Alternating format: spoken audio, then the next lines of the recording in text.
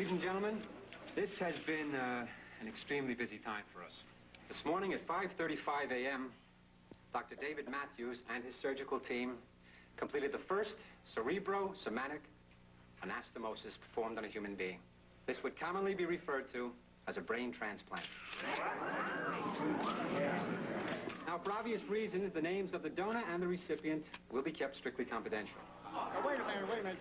This is the story of the century. How do you expect to maintain confidentiality? Let me say this about that. I needn't belabor the profound psychological implications for our participants. Anyone trying to exploit will contact her, her family, or the donor's family, will be interfering in our medical treatment and will face the maximum civil damages and criminal charges. David Lucas, Associated News. Dr. Matthews, how do you know the woman would have wanted the procedure done on her? There is a well-established precedent for the saving of unconscious life. It's called implied consent. We assume the unconscious would want to live. So you've decided life is exclusively in the brain? No, the brain cannot maintain life without the body. What we recognize as awareness of life, consciousness, this reposes in the brain. In many ways, the body is like a container of this life. How does the husband of the donor feel about his wife being used as a container? The human body is the most remarkable container to be found in the universe. And in this context, I don't think the husband would object to the use of that word. Marion Anderson, London Courier. How much time were the families given to make their decisions? We were working with a 2 to 4 hour window during which the procedure had to be completed. The donor husband was forthcoming immediately. John!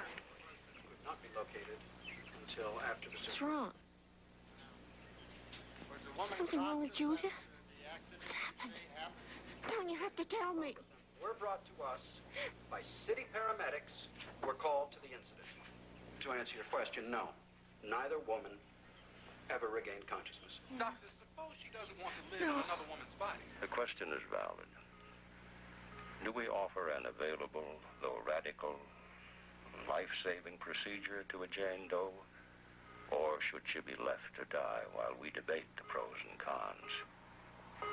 Remember that for decades, we have had raging debate about abortion and life support systems. Yet we still haven't defined when life begins or when it ends. So if, while surgeons probe the mysteries of the body, the soul seems abandoned, it is not so. I feel quite confident in reassuring you, if you need such reassurance, that God in his infinite wisdom will watch out for the soul, especially on the eve of his son's birthday. Good night, and God bless this Jane Doe.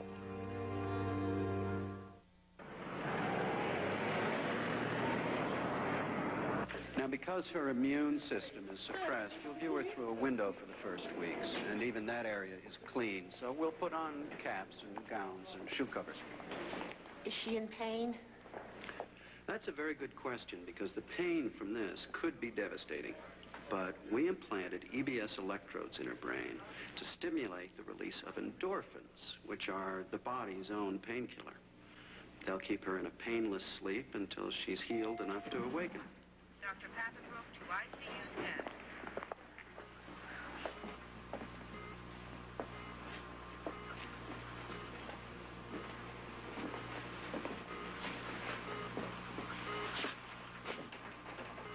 The straps are to prevent any movement while the body's healing. Daddy, you look.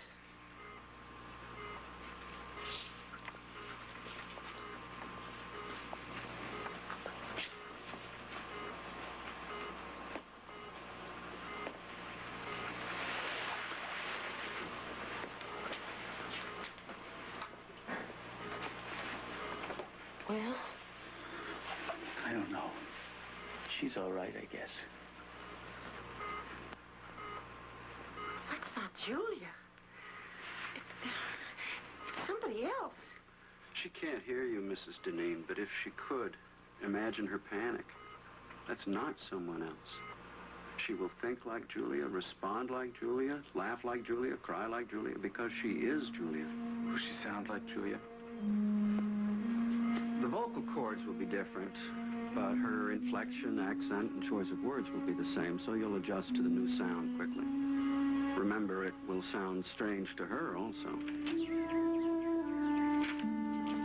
Since only her memory will be the same, you'll be her only link with her former self. To make this transition successfully, she'll need your help and love.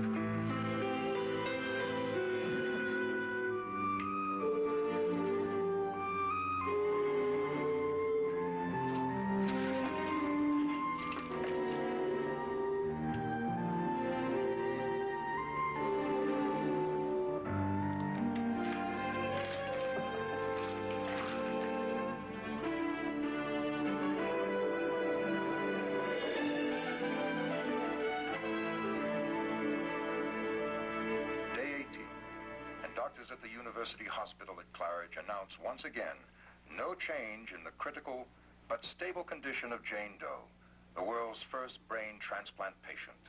There is no precedent, and the claim is Senator Roddy, may I finish, please? The seat of consciousness is in the brain, and legal precedent establishes death not by heart failure, but by flat brain waves.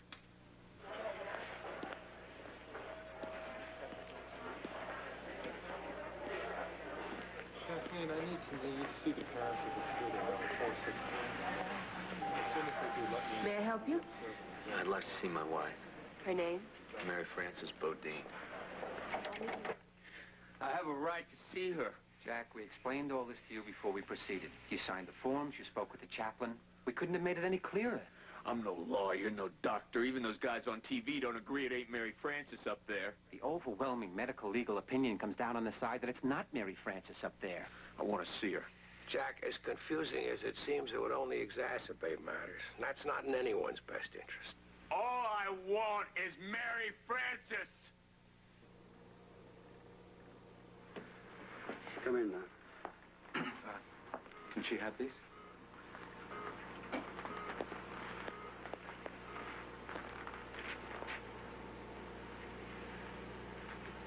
Come on. Talk to her.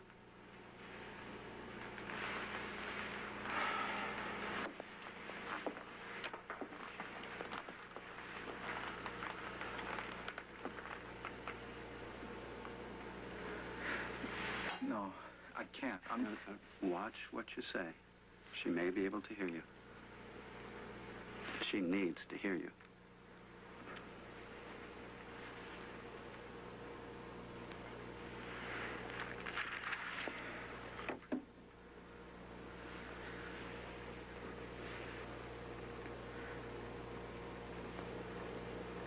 Hello. No. Wait, Don? I'm sorry. I tried, but I can't. Let's try again. No, I can't. Don't you understand? I want you to see Dr. Gordon. Hey, I'm not the one that's crazy. You guys are crazy. You keep talking about my wife this, my wife that. Well, I'm sorry. I just don't believe it.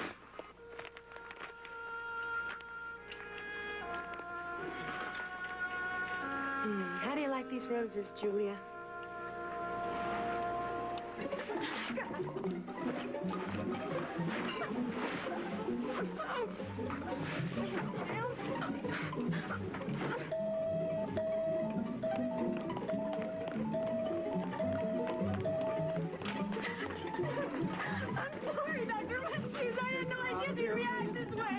I'm sorry.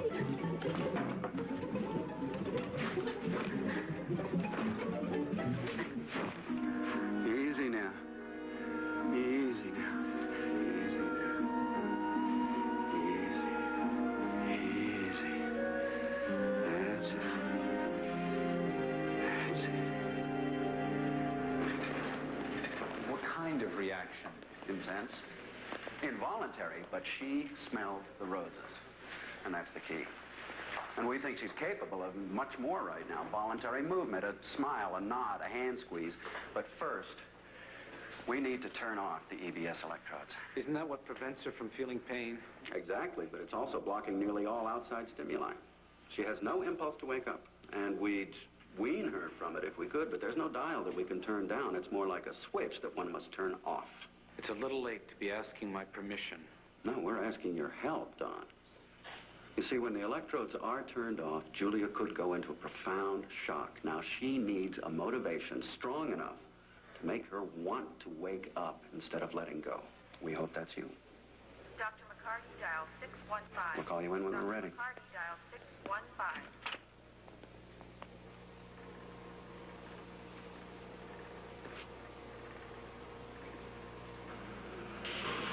3 minutes since disconnect. Damn. Jules, you have nothing? Nothing. Wait a minute, Matt. There's a high amplitude reading left caudate. Motor and accessory areas gaining potential. There's definite movement. She's trying to move, Matt. What do you see? Nothing. Keep watching. Talk to her. Someone talk to her. Julia, are you awake? My name is Dr. Matthews. I want you to move your hand, Julia. She can hear you, Matt. I know she can. And she can hear you, too. I think you better turn off the intercom. Have Kathy bring messages to us. Julia, you've got to wake up now, Julia. You've been sleeping a long time. Wake up, Julia. Dr. Matthews, Dr. Haverford thinks she might be able to see if you open her eyelids. Julia, are you listening? I'm going to open your eyes. I'm reaching down now. And now I'm touching your lids. She's going into shock. She's losing consciousness, Matt. Kathy, 1 gram Solucortef, stat. Open up those fluids. Gordon, get Don in here. Julia, wake up, Julia. If Don sees her the way we just did, he'll never come around. She's giving up. Get him in here. We're losing her. Julia, wake up, Julia. Destabilizing. 50/30. Don, come in here. Come on, I need you. Talk to her, see if you can reach her.